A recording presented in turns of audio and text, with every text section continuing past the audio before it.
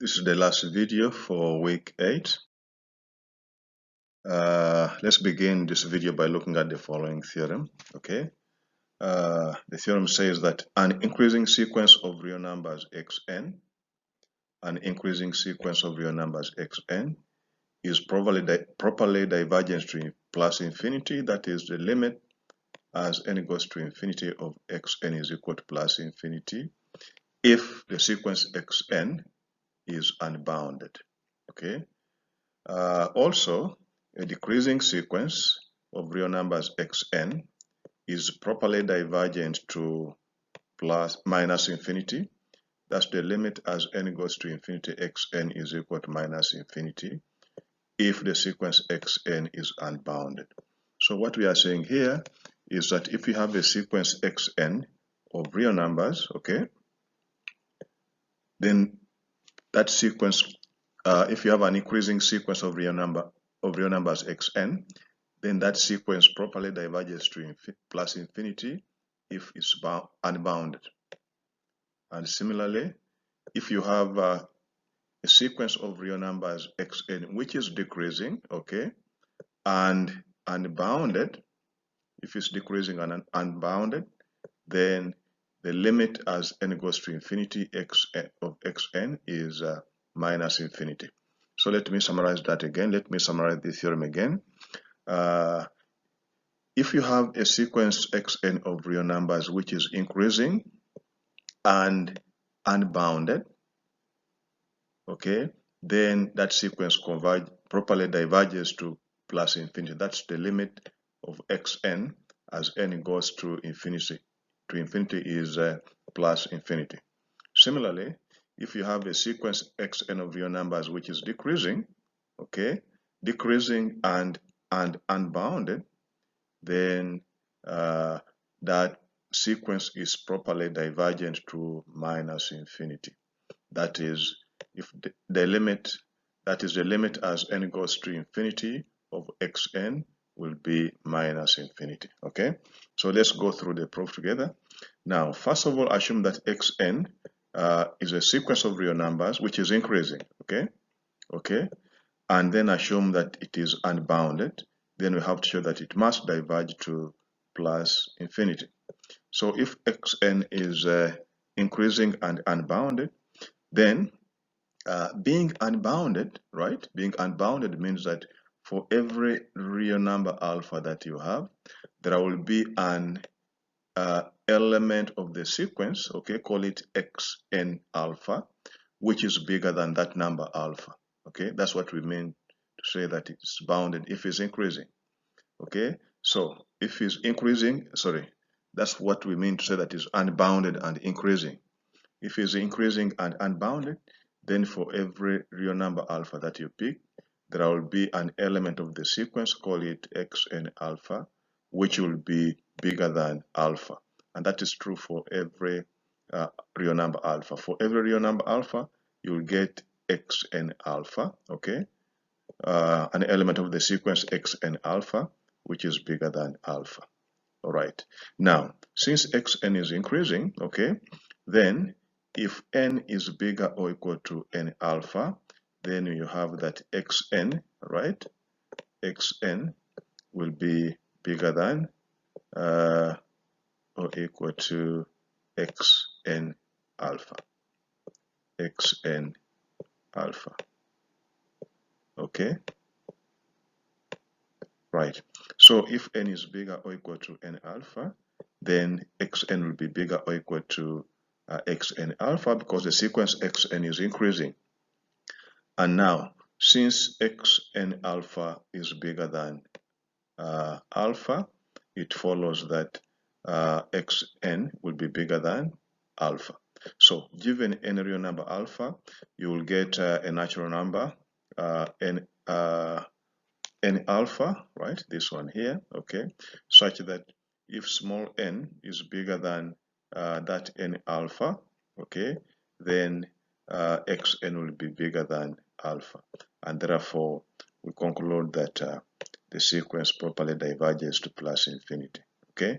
Similarly, suppose that xn is a sequence of real numbers that is decreasing. Okay, now since xn is unbounded, then that means that for any real number alpha, you will always find an element xn beta of the sequence xn such that that element is less than beta. Okay, because the sequence xn is decreasing and unbounded, so if you have any real number beta, then there will be an element of the sequence which is less than that number beta, and we are calling that element xn beta, right? Now, since xn is a decreasing sequence, right, we have that if n is bigger or equal to n beta, then if n is bigger or equal to n beta, right, then xn will be less than or equal to xn beta.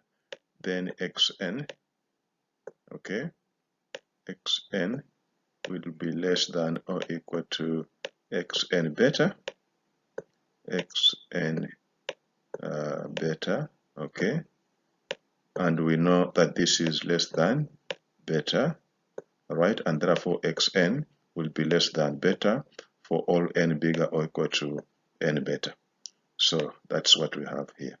And then we conclude that the limit as n goes to infinity of xn is minus infinity, and therefore the sequence properly diverges to minus infinity. Then we have the following theorem, okay, which we refer to as the comparison theorem.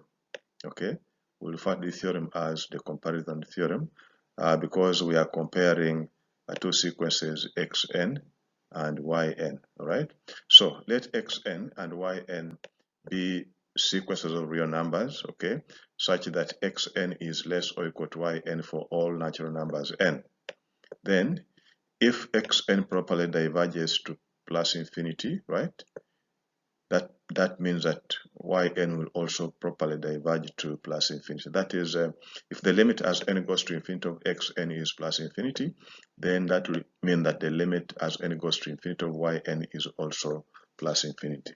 On the other hand, if yn properly diverges to minus infinity, then xn will also diverge to minus infinity. That is, if the limit as n goes to infinity of yn is minus infinity, then the limit as n goes to infinity of xn will also be minus infinity.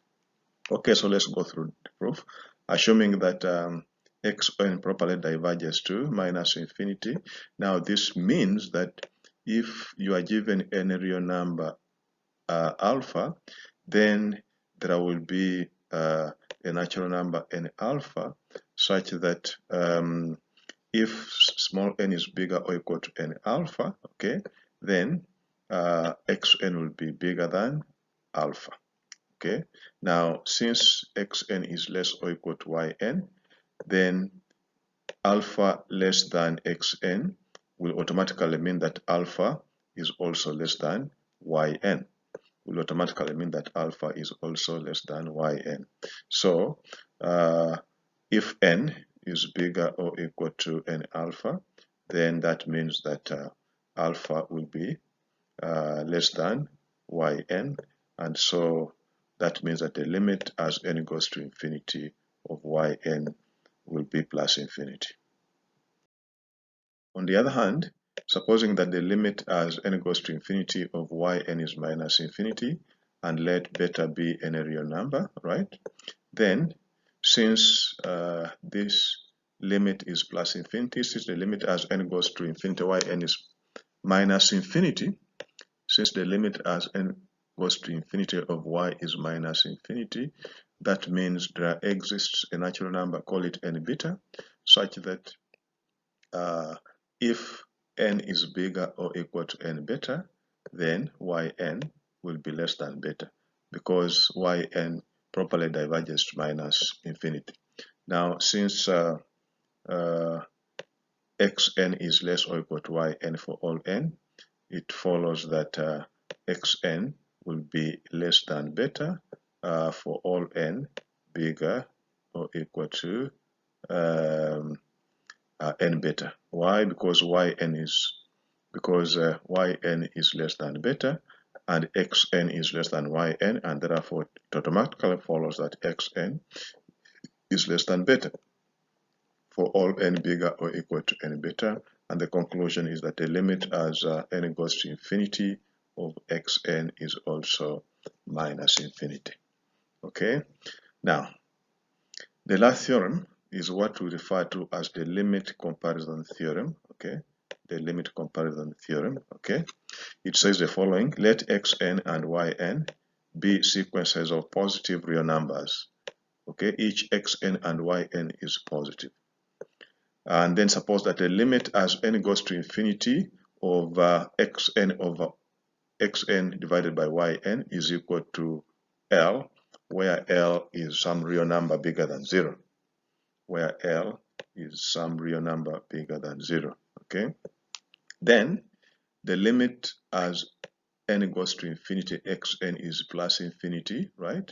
If and only if the limit as n goes to infinity of yn is plus infinity. That means if one of the two sequences xn or yn properly diverges to plus infinity, then the other one automatically will also automatically diverge to plus infinity. You cannot have that xn diverges plus infinity and yn does not diverge plus infinity. If one of them diverges plus infinity, then automatically the other one will also diverge to plus infinity. So let's go through the proof. So let's assume that the limit as n goes to infinity of xn over yn is equal to L, where L is some real number bigger than 0. Okay, then this n is not there.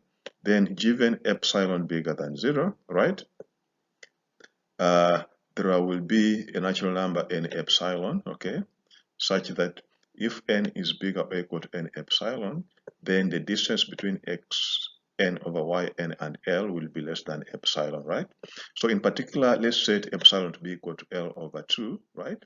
Then that means that if n is bigger or equal to n epsilon, then the distance between xn over yn and L is less than L over 2, right? Now simplify this to get that minus L over 2, right? Minus L over 2 will be less than xn, okay, over yn, okay, minus L, and this will be less than L over 2, right? Then, okay, L over 2. Then this one, okay, simplify this, play around with this to end up with L over 2 is less than xn over y, less than 3 over 2 L. So if you multiply either side, if you multiply through by yn, because yn is bigger than 0, then you end up with this inequality here. You end up with this inequality here. And this inequality will give us these two inequalities, this one and that one, okay? So from these two inequalities, you see that if yn goes to plus infinity, then xn must go to plus infinity. And if xn goes to plus infinity, then yn must go to plus infinity, okay? So we are just using the comparison theorem that we saw before. All right.